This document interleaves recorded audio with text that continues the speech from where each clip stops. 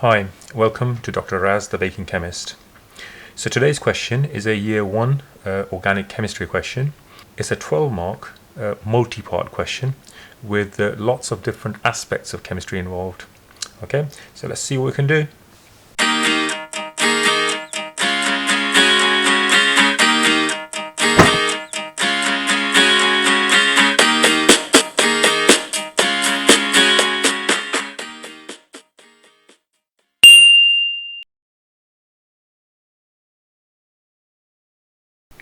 Deduce the number of monochloro isomers formed by isooctane and draw, so that's two different questions now, and draw the structure of the monochloro isomer that exists as a pair of optical isomers. Okay, so deduce the number of monochloro, so not, they're not asking you to draw them necessarily, but deduce the number of monochloro isomers, so monochloro, yeah, single chloro isomers formed by isooctane. So obviously, look, so I'm going to continue, so here it is, so there's your, so I'm going to redraw the isooctane, all right, used in petrol, and then I'm going to start thinking, okay, so I need to add one chlorine, right? Where can this one chlorine go on this molecule, okay, to give me an isomer? All right, so look, obviously you can have one chlorine here, so one of the hydrogens will be substituted for the chlorine, so that can be, it can go there. I can go, there's a hydrogen there, so that can be substituted, all right, for chlorine, so that's two. Here's another, there are two hydrogens, but you can have one of them changing for a chlorine, so better not draw a bond because that's going to confuse people. So chlorine there, so that's a third isomer. Here you can't really have an isomer because there's no hydrogens to substitute chlorine with, okay, because remember this carbon's already got 4 bonds, right? But here, yep, you can have one of the hydrogens substituting for chlorine, right? And of course it could be there or there or there, yeah. So 1, 2, 3, 4. Yeah, now it could be there as well, so this chlorine could be there instead of there, but that would be the same thing, right? So not that. So 1, 2, 3, 4. So the answer to that question is 4. So you can have 4 monochloro isomers. Yeah, monochloro isomers. And then it says draw the structure of the monochloro isomer that exists as a pair of optical isomers. Again, can you see they're testing lots of different areas of chemistry in this question? Yeah, they've just tested you on isomers, they've just tested your carbon-13 knowledge, yeah, they've just tested your thermal cracking and sort of whether you know the difference of between thermal and catalytic cracking. Yeah, they've just tested your naming. Lots of testing going on, okay? But anyway, so let's continue. So draw the structure of the monochloro isomer that exists as a pair of optical isomers. Now, you should know that an optical isomer only exists if a carbon has 4 different groups attached to it, okay? So which of these monochloro isomer contains 4 different groups? Carbon with 4 different groups. So well, that doesn't, because obviously if I put chlorine there, there'll be 2 different, 2 hydrogens immediately. That means this carbon can't have 4 different groups. This carbon, well, it's got 2 1 methyl there. So if the chlorine was there, it's going to have 1 methyl there, 1 methyl there. So again, 2 same groups. So this carbon cannot have 4 different groups. This chlorine here, so if I have chlorine here, here, then it will have that group as one group, that group as another group, and of course, don't forget the hydrogen, so that's a third group, and of course the chlorine itself, that would be the 4th group. So that means that this one, this isomer where the chlorine is attached to this carbon is likely to be the isomer that exists as an optical isomer. And in fact, I'm not even going to go any further, right? So I'm going to say draw. Okay, here we go, guys. You want me to draw this optical isomer?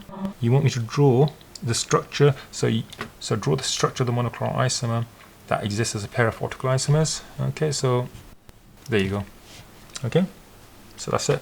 Okay, so that's the isomer that exists as an optical isomer. End of story, move on.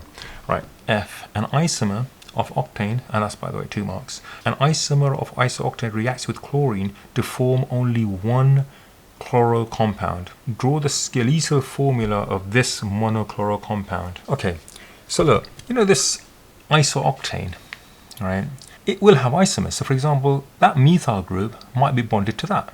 Yeah, so it still will be C8H18. So it will be an isomer of isooctane, right? So what you need to think about is, immediately when I read this question, I'm thinking, okay, well, an isomer of isooctane. So I assumed that, okay, they want me to react this with a chlorine to give me just a compound which just has one monochloro compound, right? But that's not what they're saying. They're saying an isomer of isooctane. So it doesn't have to be this structure, all right? But the only other structure I can get, only other isomer I suppose I can get, is where I can move this methyl group here. That's the only other isomer of isooctane that I can get, as far as I can see. Yeah, I suppose I can get this as well. So I'm just going to show you the isomers of isooctane that are possible, I guess.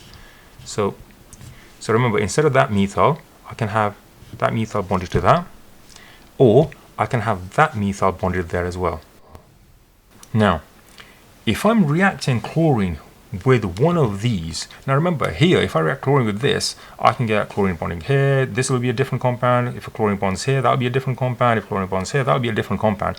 But they want me to choose an isooctane isomer that when you react with chlorine, you only get one, isomer. You can't get others. So what I've got to think about is, well, okay, if I react this with chlorine, all right, I can get chlorine here. That'd be different to if the chlorine is bonded here. Okay? And that would be different to if the chlorine is bonded here. So I can get more than one compounds, chloro isooctane compounds. But if I look at this one here, now what I can do is I can bond a chlorine here. One of the hydrogens can be substituted. Or the only other place, because remember this carbon's got 4 bonds, so it's not going to break carbon bond to add a chlorine unless I use the really harsh conditions. Here this carbon's got 4 bonds already, so the chlorine's not going to bond there. So the only other place is here. So the chlorine can either bond here or here. But if you think about it, it's exactly the same compound. Because if the chlorine bonds here, you have a C, you've got carbon which is bonded to C and 2 methyl groups and all that group. But here, if the chlorine is bonded here, this carbon is bonded to C with 2 methyl groups and all of the rest. So all of that is the same as all of that. So it doesn't matter whether the chlorine bond's there or there. So the isomer that reacts with chlorine to form only one monochloro compound is this one. Okay, because it doesn't matter if chlorine bonds there or there, it's the same compound, so you only get one compound effect. So draw the skeletal formula of this monochloro compound. Well, be careful. They don't want you to draw the skeletal formula of the isooctane. They want you to draw the skeletal formula of the monochloro compound, i.e. the product. So what you need to do is draw that and then just write down a chlorine, either there or there, doesn't really matter. Okay, so that's it. So that's your answer to question F.